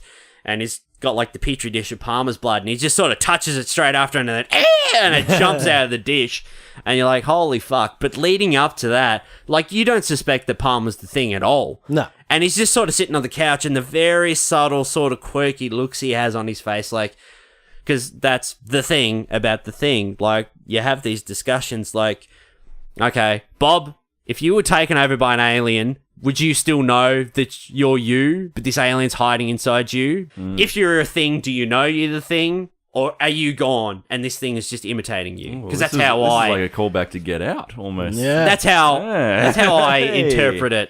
Yeah. Like, because if you're absorbed, then the thing is imitating you. So, like, you don't exist anymore. You're gone. You're dead. That's how I see it. Yeah. And, like, this thing knows everything about you, and it just mimics you to the point where you just fit in, but when it has to come forward, it will. You know, whether to take someone. What I assumed when watching the movie, yeah, like there's nothing of you left. Yeah, in you're that. gone. Yeah. You're absorbed. Because the scene with Bennings, like where Windows comes back and he sees the ladder where Bennings was, and there's his clothes covered in blood, and then he looks over to the left, and here's Bennings sitting here. And I could never really tell in that scene where it looks like Bennings is being absorbed, but then at the same time, because it looks the tentacles are sort of pulling toward the blanket, you know, is he being absorbed, or is the thing creating him out of that? I don't know. Yeah, there's that weird thing where, like, some of the people it seems to kill, maim, whatever, and then mimic them, because you've got, like, all the blood and things like that. And then you've got the other ones, like that scene, where it seems like it's more like an absorption Yeah. So yeah, I've got no idea. Yeah, I Yeah, always it's- kind of assumed it was like just like that ball of whatever the fuck it is. Yeah. And then when it comes into contact with a human, it takes a while to almost recreate itself into that body. Like, it's almost not absorbing the body. It's just like it's recreating the other body, sort of thing. I don't know. Yeah, like duplicating. Yeah. Yeah. But But then even- that doesn't really make sense because the dog at the start, like it. Yeah, I don't know. I don't know how that works because then you'd have like a dead dog body and the thing body. Like, Yeah. yeah. Because even if it imitates you perfectly, obviously it'd imitate like medical conditions. Like with Norris, like obviously Norris has a heart condition and he has a heart attack. So this thing fakes a heart attack for whatever reason. And then obviously on the table and it gets defibrillated and I guess it senses that like the electric shock, perhaps it's being attacked and that's why it fights back. Yeah. With the stomach bursting scene, it bites his arms off. Yeah, just stuff like that. Like you can't. It's just so incredibly subtle, and all these things that aren't ever explained, like the light. so- The light in Mac's cabin is on. They find Knowles finds McCready's like ripped clothes with his name on it. Was Yeah. that planted as a subtle thing? Obviously, it was. Earlier in the film, like when Knowles comes in, he's like, "Who's been sticking their dirty drawers in my trash can?" You know, and it's got no tag or nothing on it. You don't really think anything of it at the time, but Yeah. all these things, little things, it's just like whether unintentionally or intentionally done, it's just perfectly designed, and you never know. You never know 100%, and I think that's one thing that's made it so relevant even to today. Yeah. Like if someone comes along and watches it, you know, they're not gonna figure out 100%. Because audience today, they don't like, you couldn't release this movie today. No, there's no way they'd accept that ending. There's no way at all. Apparently I they hate that did. that's the case, though. It's bullshit. Like, I would accept that ending. I would go and watch I would that. too, Yeah. absolutely. All of us. So, like, But the general fuck the general public. mainstream audience. Like, why do we have to appeal to them all? That's what all the fucking superhero movies are for. Like, Yeah. go and make these weird movies and that ask a lot of questions because, fuck, Get Out did that and look how well that's done. Like, Yeah. that's fucking killed it. So, yeah. Apparently, the editor on the film did say to John Carpenter, like, well, we've got Kurt Russell, just for gigs, and just to be safe, let's film a happy ending. So there is a happy ending where McCready's rescued, and he's sitting in, like, a lab or whatever, and he has a blood test, and it comes back clean, so he's still human, and then that's it. That ending was never screened to test audiences, because Carpenter was like, nah, you know what? This is my ending. This is how it has to end. This is my original vision. Apparently, they couldn't really figure out how to end those last 2 or 3 minutes. They couldn't figure out how to end it. And Kurt Russell was the one who came up with that ending, where him and Childs are sitting there in the snow. And there's like Fuck, he's a gun, isn't he?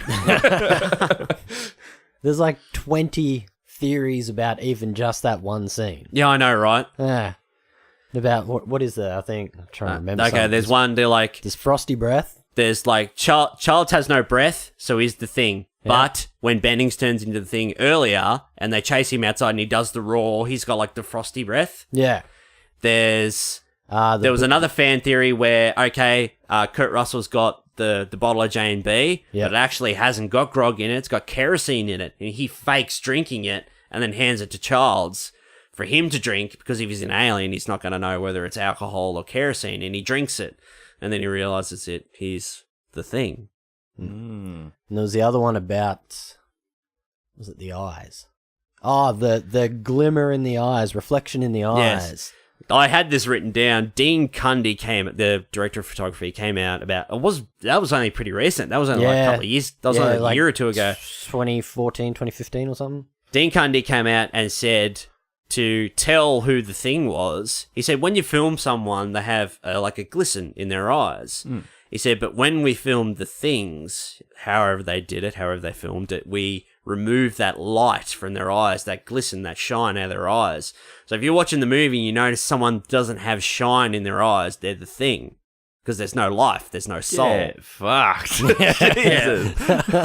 That's There's crazy. one scene where Have you it's- gone back to try and like, I've test that had a theory? bit of a look, but I kind of don't really want to know. Yeah. Yeah. The only scene which I can think sort of adds up was actually the scene which I think he was even describing when he was talking about that, which is when they were doing the blood test. Mm. Because they filmed so that he was kind of facing down a little bit and didn't quite have... Get the shine from the lights Yeah. and everything, yeah. Oh. That's interesting. Now I'm going to have to go back and watch it again now. But it's really cool. Great movie. It looks amazing. Some of the exteriors at night, they use actually like blue light. So if you look in the background, there's blue light on the snow. It's a really cool effect. I don't know. I can't praise this movie enough, really. And all the way back to what you were talking about with the artwork on the cover. That was at a stage of movies where artwork was lush. Yeah. It was all... Especially Struzan. Yeah. I mean, for people out there, you may not know who Drew Struzan is, but you've seen his work before. The Back to the Future posters. He did the Harry Potter posters a few years ago. Like, the amount of film posters that... Just Google Drew Struzan. Google Drew Struzan movie posters on Google, and you'll see... Wars and, Star Wars posters, the Star Wars re-releases...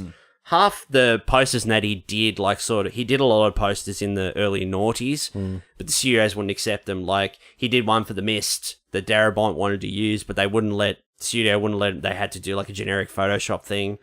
Same with Hellboy. He did this great Hellboy piece that Guillermo del Toro wanted to use, but the studio wouldn't let him.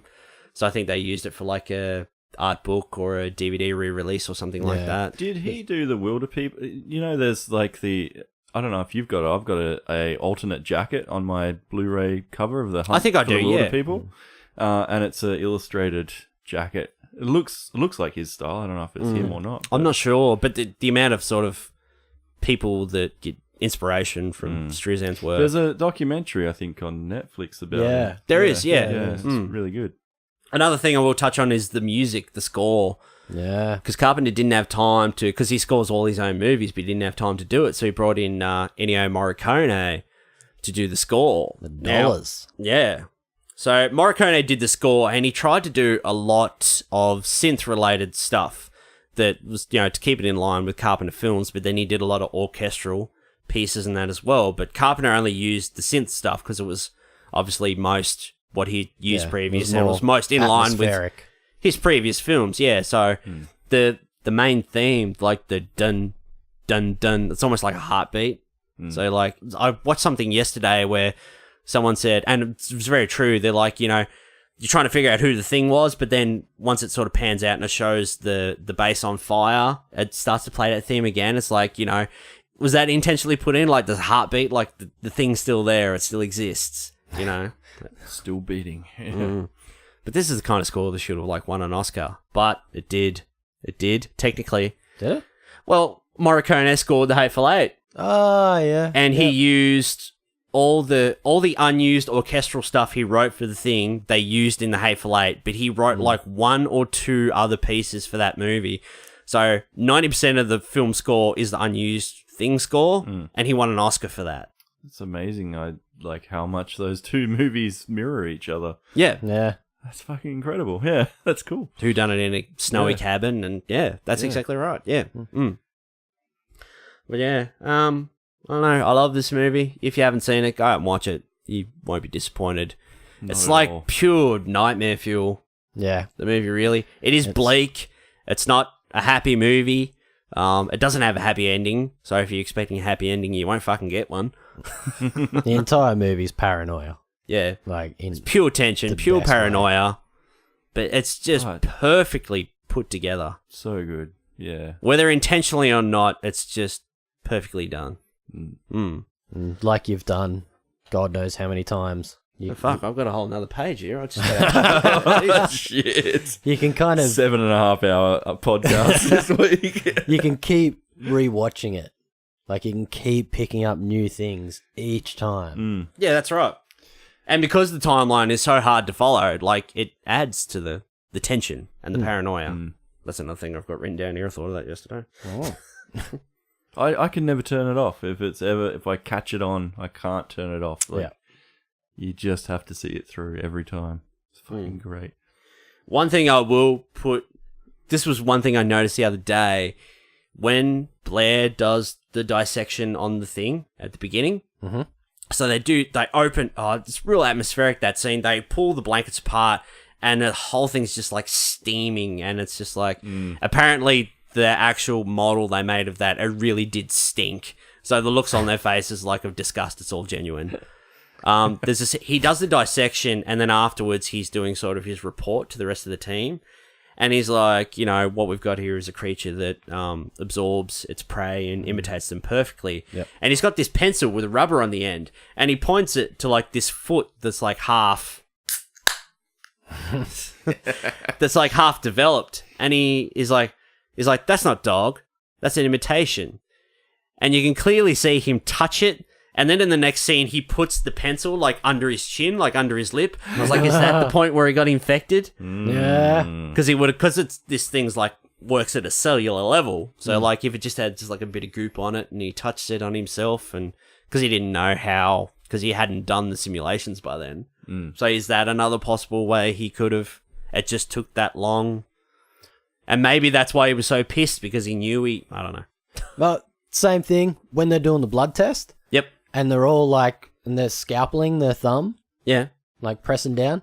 They're using the same scalpel. Like you see him give a little bit of a wipe on the leg. Yeah, but- Windows wipes it on his leg. Yeah. If I think that the guy next to me is like a cellular alien, it's gonna take more than a wipe on the jeans. Don't you love how much they fucking cut themselves, dude? They're just like, Yeah. you know, you just Man, need they a need bit to of drop, blood, and they're guys. just like, yeah, just like fucking How cut. many liters do you need? Carpenter said that on the commentary. He's like, all the horror fuel stuff and that, all these practical effects and blood and people getting their arms bitten off. The scenes that always get most people are the needle scenes, like the needles in the arms or the cutting of the thumbs. The cutting of the thumbs, man, that gets me every fucking Yeah. time. Like, dude, just nick it. Yeah. It's just like gouging, like it's just like sliced his thumb in half. He's sitting there squeezing, and it's like, 4 liters coming out into the petri I'd be dish. like, that's the thing right there. like nobody does that. He had a tube running up the inside of his hand, up his thumb, so he just faked it, and then he's like, yeah, anyone could be the thing, but Do you reckon it was air propulsion, like air when the actual thing blood went off? You know how Kurt Russell's holding the petri dish and then it just it's when if you look at it, you can tell it's a fake hand. And they've got like a rod with the blood on the end of it, and they just push the rod up, and it's got like this jelly. So when they push it up, the blood bit sort of curls over the top, and they put all this fake blood in it. So yeah, when they push, that's just like a fake hand, like with the petri dish attached, and they push the rod up the arm, and it pushes the blood up. Yep. Looks like it's jumping out. So clever. But that got me the first time I watched it. And I was like, "Whoa, fuck!" But the scene on the floor where the petri dish is on the floor, it cuts to Palmer, and then it cuts back to the blood, and the blood's just like running away, like skippering on the floor. No one goes after it. Yeah, I would have flamed the shit out of that. And They're like, oh, look at that thing.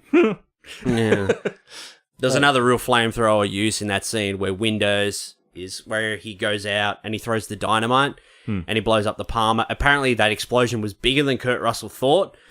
And he said, I thought it felt stuff like go through me. It was like that. The explosion was it was bigger than he thought. And yeah, when he comes back inside and the Windows has been nibbled on and he's up against like the bookcase or whatever, it's a puppet and there are people on the other side of the wall with rods working the arms and the legs, and he really flamethrowers that.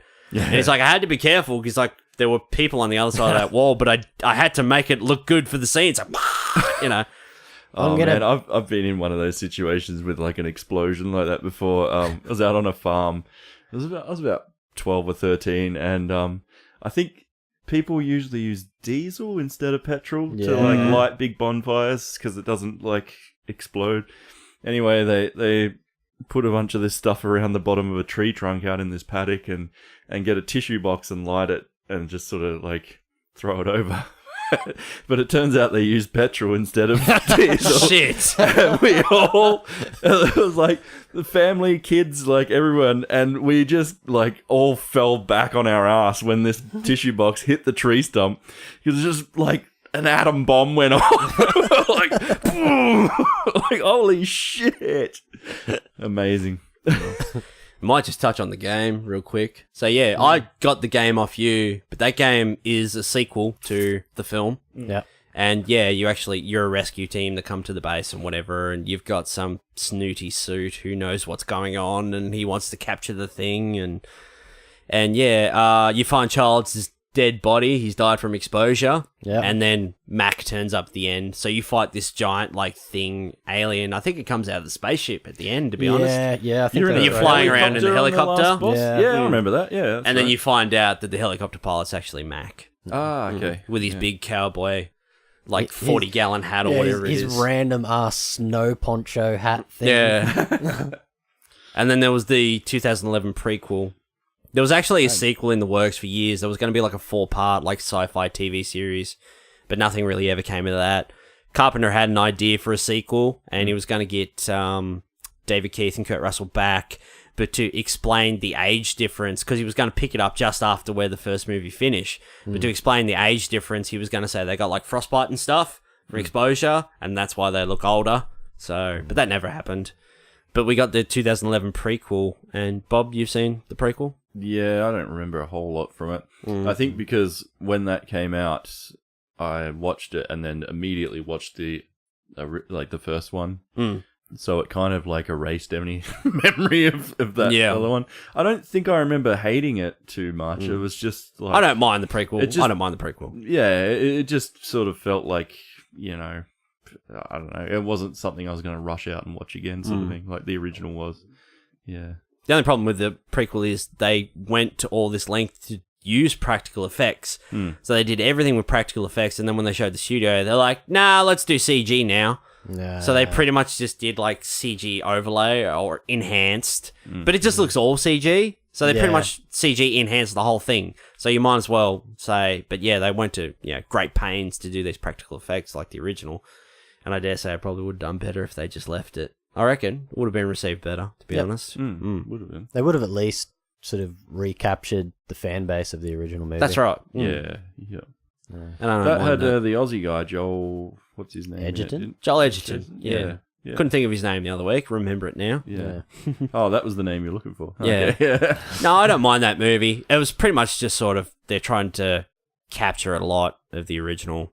So, Joel Edgerton's sort of a Mac-type character, helicopter pilot, and then you've got, Mr. Echo, I forget his name, Adewale Anjibojo, whatever his name is. Yeah. He was in Lost and stuff. He played a child's-like character. But yeah, I don't hate that movie. I don't. No. It's okay. I mean, it's not going to be the sort of thing that I'd kind of... if I had a choice between watching the original and watching that one, I'm going to watch the original. Oh, absolutely. Every time. Yeah, hands down. If I was stuck on a desert island and I only had choose one of those two movies, I would go with If you Carpenter. chose any movie, you'd choose The Thing, pretty much. Yeah, that's wouldn't right. you? Yeah. It's your number one. Yeah. And actually, one more thing I will say about The Thing, the Norwegian camp, when they fly there and it's burnt, that was just the original US outpost after they'd done the ending of the film, the explosions and that. They come back a day or two later and dressed it up. And then, the exteriors of that was actually the US outpost camp. Yeah. And they used that as the Norwegian camp after it had all been burnt down. There's still a lot of that stuff left up there as well. There's this great fan site, Outpost 31, they're called, and they've done a couple of excursions up to Stewart, British Columbia, and they found the helicopter blades from the ruined Norwegian helicopter that gets blown up, and they found they found some stuff there that was left behind from the movie, and awesome fan site they are. Yeah, really good, and they're planning a big thing for their 40th anniversary in 5 years. Not really sure what it is, but yeah. Go and rebuild Max Hart. I want to know now, The Dark Knight, how many times do you say you saw that roughly? About 90. 90. The Thing. Not 90. Oh, really? Okay. No, I've seen it a lot. I've probably seen Thing probably about 30 times. Yeah. Yeah. Yeah, I'm probably sitting on 8, I guess, a fair bit. Not You'll heaps. watch it tonight when you get home, won't you? I probably will. I only watched it. But yeah, it was on SBS not that long ago. Yeah, I it was was watching a month or two ago. Yeah, I was like, yes. And then they played 8mm after that, I think. I like 8mm. Yeah, 8mm. I've always liked that movie. Yeah. It's real dark, snuff. I hadn't seen it for a Yeah, long snuff time. flick. Yeah, and I'd forgotten what it was about, but I really liked Joaquin that. Phoenix is in it. He works at the sex shop or whatever. Yeah. But dark movie, that one. But I the do like Thing, that movie. fucking that. yeah. I hadn't watched The Thing for quite a few years before seeing it a couple of months ago on telly, and yeah, fucking fell in love with it again. And that's one that lended really well to Blu-ray too. Yeah, Like the remastering of that compared to the VHS. yeah. Yeah, they made a big difference.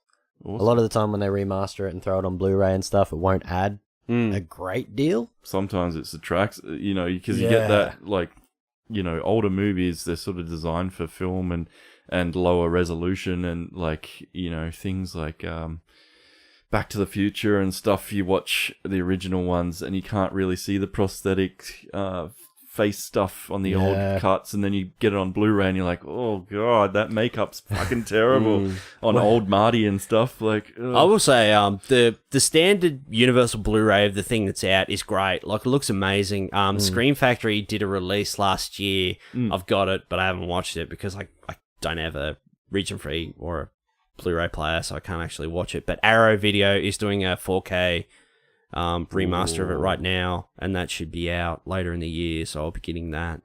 But yeah, it's an amazing film. Looks great. The shot with the spaceship, that's a matte painting where they find the spaceship. They're looking out over it. yeah.